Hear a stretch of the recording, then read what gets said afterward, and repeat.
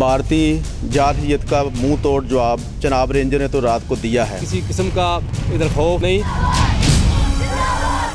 दुश्मन फौज ने सियालकोट वर्किंग बाउंड्री पर शहरी आबादी पर गोलियां बरसाईं, मगर हुब्बुल वतन पाकिस्तानियों का हौसला न टूटा।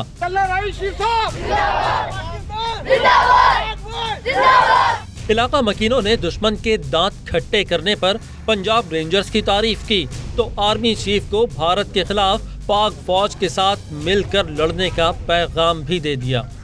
भारतीय फौज का आए दिन का ये मामूल है, ये जारियत का उठाना, लोगों को बिला वजह परेशान करना, और इंशाल्लाह अल्लाह के फजल से पाकिस्तानी फ़ौज और पाकिस्तानी रेंजर्स आवाम इंतहाई जिंदा दिली के साथ इनका मुकाबला करते हैं। जनरल हील साहब को ये मैसेज देते हैं कि जनाब आप कदम बढ़ाएं, हम पाकिस्तानी सारी बॉर्डर एरिया जनाब हम आपके साथ हैं।